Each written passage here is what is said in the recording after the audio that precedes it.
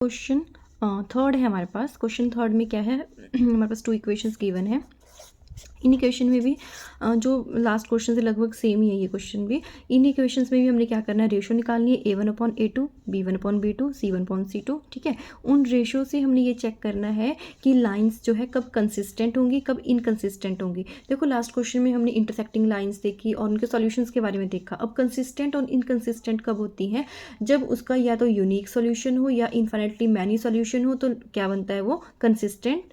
ठीक है, और अगर इसमें नो सोल्यूशन हो तो क्या होगा, ये इनकंसिस्टेंट। मैं फिर से रिपीट कर रही हूँ, अगर यूनिक सोल्यूशन हो या इन्फिनिटली मैनी सोल्यूशन हो तो कंसिस्टेंट, अगर नो सोल्यूशन है तो इनकंसिस्टेंट। ठीक है, तो उसको चेक करने के लिए हम सेम ऐसे ही करेंगे। 2 इक्वेशंस गिवन है, इनको कंपेयर कर देंगे हम।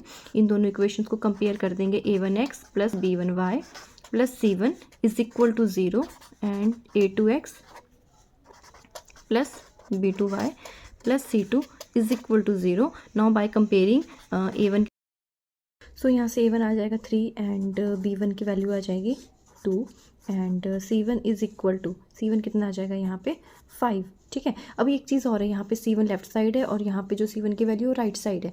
तो देखो इसका कोई इफेक्ट नहीं, अगर हम इसको यहाँ लेके आते हैं तो वैल्यू जो है माइनस में आएगी। सेम वैसे ही C2 भी वैल्यू यहाँ पे है, अगर C2 को मतलब 7 को यहाँ लेके आते हैं तो C2 की वैल्यू क्या आ जाएगी, माइनस में आ जाएगी। जब इनकी रेशियो निकालेंगे तो माइनस माइनस कट हो जाएंगे, मतलब जो एक्चुअल साइन है ना इनका वही रहेगा। तो आप C1 को डायरेक्टली 5 भी लिख सकते हैं या फिर -5 लिख सकते हैं। ठीक है, तो मैं यहाँ पे -5 लिख रही हूँ ताकि आपको कोई कन्फ्यूज़न ना हो। मैं फिर से रिपीट कर रही हूँ, जैसे C1 यहाँ पे ये है ना प्लस C1, ये लेफ्ट साइड है, 0 से इधर है लेफ्ट साइड है। ठीक है, बट यहाँ पे वैल्यू क्या है, राइट साइड है। तो अगर आप यहाँ पे लेके आते हो तो ये क्या हो जाएगा, माइनस नेगेटिव का हो जाएगा। तो इसलिए यहाँ पे C1 equal to -5। Similarly second equation को कंपेयर करेंगे इससे, तो A2 की वैल्यू कितनी आ जाएगी, A2 is equal to 2 and B2 is equal to -3 and C2 equal to -7। ठीक है, अब इनकी जो हम रेशो फाइंड कर लेते हैं, तो which implies A1/A2 is equal to 3/2 and B1/B2 is equal to 2/-3। तो -2/3 लिख सकते हैं हम इसको, and C1/C2।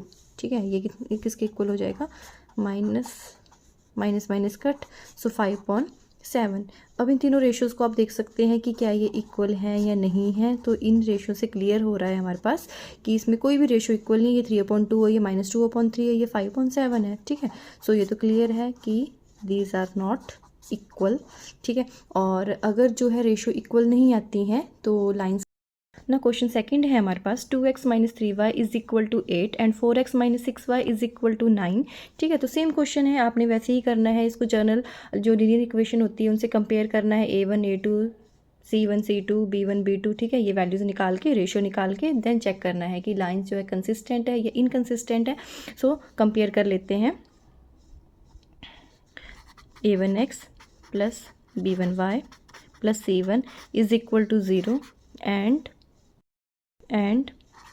A2x plus B2y plus C2 is equal to 0। ठीक है, इन दोनों को कंपेयर कर लेते हैं, इन इक्वेशंस को। सो यहाँ से वैल्यू आ जाएगी A1 is equal to 2 and B1 is equal to, B1 कितना आ जाएगा यहाँ पे, विद साइन लिखना है आपने, -3 and C1 is equal to -8। ठीक है, उसी तरह से यहाँ पे A2 की वैल्यू आ जाएगी from equation second, A2 equal to 4 and B2 is equal to -6 and C2 is equal to -9। Now ratio find कर लेते हैं। A1/A2 is equal to, A1/A2 कितना आ जाएगा, 2/4 विच इज़ इक्वल टू 1/2। ठीक है, ये डिवाइड हो जाएंगे, कैंसिल हो जाएगी वैल्यू। सो ये आ जाएगा B1 एंड B2 की वैल्यू जो सॉरी इनकी रेशियो -3/-6। ये भी माइनस से माइनस कैंसिल हो जाएगा एंड 6 जो है 3 से कैंसिल हो जाएगा, 3 2 ज़ा 6, ये आ जाएगा 1/2। सिमिलरली C1/C2 इसकी रेशियो आ जाएगी -8/-9 विच इज़ इक्वल टू 8/9। अब इन रेशियो को हम देख सकते हैं 1/2 1/2 both are same, but C1/C2 is 8/9 which is not equal. ठीक है, so A1/A2 is equal to B1/B2 but not equal to C1/C2। ठीक है, दो रेशियो आपस में इक्वल है बट थर्ड वाली इक्वल नहीं है। तो लाइन्स कैसी होंगी आपके पास, लाइंस कैसी होंगी हमारे पास, पैरेलल लाइंस।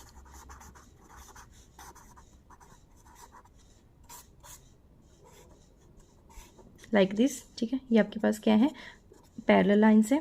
और सॉल्यूशन कैसा होता है इसका, नो सॉल्यूशन। अब मैंने आपको स्टार्टिंग में कंडीशन बताई थी, अगर नो सॉल्यूशन हो तो लाइंस कैसी होंगी, इनकंसिस्टेंट, ठीक है, इनकंसिस्टेंट। तो ये कैसी होगी, इनकंसिस्टेंट। नाउ नेक्स्ट पार्ट कर लेते हैं। ये हमारा next part, third part. Equation है 3/2x + 5/3y is equal to 7। Next है 9x - 10y is equal to 14, ठीक है। ये सेकंड इक्वेशन है। यहाँ भी कंपेयर करेंगे, सो a1 की वैल्यू कितनी आ जाएगी, 3/2, एंड b1 कितना आ जाएगा, 5/3, एंड c1 कितना आ जाएगा, -7। Similarly a2 from second equation आएगा, ये आ जाएगा 9, एंड b2 आ जाएगा -10, एंड c2 आ जाएगा -14, ठीक है। अब इनकी रेशियो निकाल लेते हैं। So which implies a1/a2 is equal to 3/2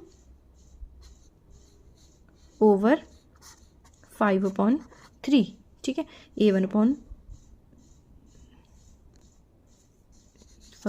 यहाँ पे वैल्यू गलत होगी, a1/a2, ठीक है। a1/a2 की वैल्यू क्या आ जाएगी, 3/2 ओवर 9, ठीक है। अब देखो इस टाइप का फ्रैक्शन तो हम इसको कैसे सॉल्व करते हैं।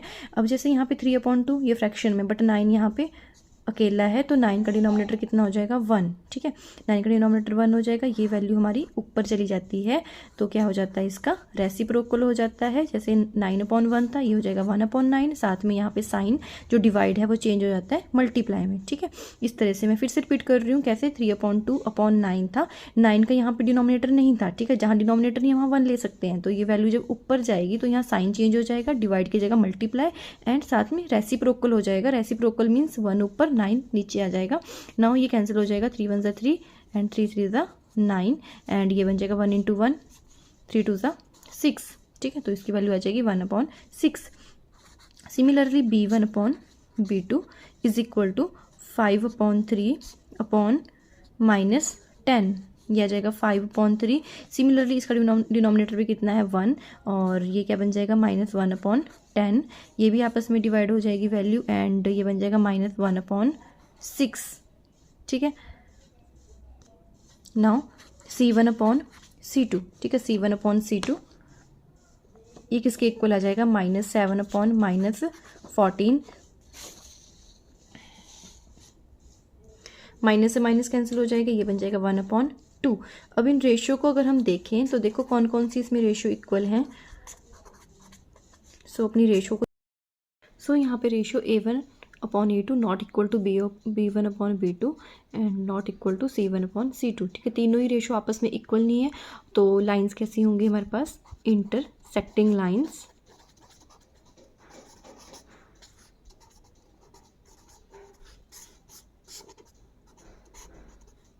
ठीक है। इस तरह से किसी न किसी पॉइंट पे इंटरसेक्ट करेंगी, एंड जो सॉल्यूशन बनेगा इसके लिए, एंड सॉल्यूशन क्या होगा इसका, यूनिक सॉल्यूशन, एंड कैसी होंगी लाइंस, कंसिस्टेंट, ठीक है। जिस केस में सॉल्यूशन निकल रहा है, चाहे यूनिक है चाहे इन्फिनिटली मैनी सॉल्यूशन है, तो लाइंस कैसी होंगी, वो कंसिस्टेंट, ठीक है। अगर नो सॉल्यूशन है तो इनकंसिस्टेंट। सिंपल है क्वेश्चन, इस तरह से करना है ये क्वेश्चन। सो ये है हमारे पास पार्ट नंबर 4th, ठीक है। 4th पार्ट है 5x - 3y is equal to 11, first equation. Second equation है 10x + 6y is equal to -22, ठीक है। अब इसको कंपेयर कर लेते हैं हम, y equation a1x + b1y + c1 is equal to 0, and a2x + b2y + c2 is equal to 0, ठीक है। इनसे कंपेयर किया, सो वैल्यू क्या आ जाएगी, फर्स्ट इक्वेशन को आपने इससे ही कंपेयर करना है, तो a1 की वैल्यू कितनी आ जाएगी यहाँ पे 5, एंड b1 कितना आ जाएगा -3, एंड c1 कितना आ जाएगा 11, ठीक है। उसी तरह से a2 की वैल्यू कितनी आ जाएगी -10, b2 आ जाएगा आपका 6, एंड c2 आ जाएगा, मैंने एक चीज़ और बताई थी आपको कि जैसे 11 यहाँ पे इक्वल टू के इस साइड राइट साइड है, बट यहाँ पे c1 लेफ्ट साइड है, तो अगर यहाँ पे आएगा तो ये माइनस का हो जाएगा। उसी तरह से ये -22 है, जब लेफ्ट साइड आ जाएगा तो +22, ठीक है। इसलिए c2 कितना हो जाएगा 22। नाउ रेशो फाइंड कर लेते हैं, a1/a2, ठीक है। यह आ जाएगा 5/-10, कैंसिल हो जाएगा, ठीक है। बन जाएगा 1/2, साथ में माइनस ऊपर आ जाएगा।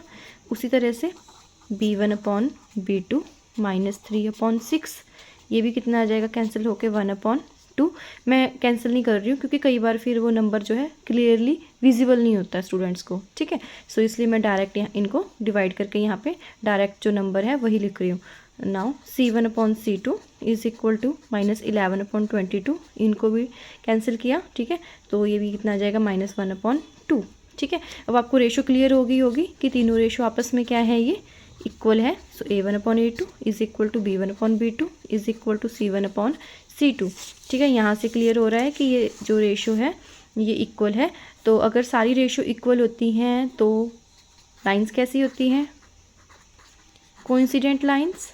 कोइंसिडेंट लाइन मीन्स जो सेम पॉइंट पे हो, इस तरह से सेम, ठीक है, जिनके पॉइंट सेम होते हैं वो लाइंस। एंड सॉल्यूशन कैसा होता है इस केस में, सॉल्यूशन होता है इसमें इन्फिनिटली मैनी सॉल्यूशंस,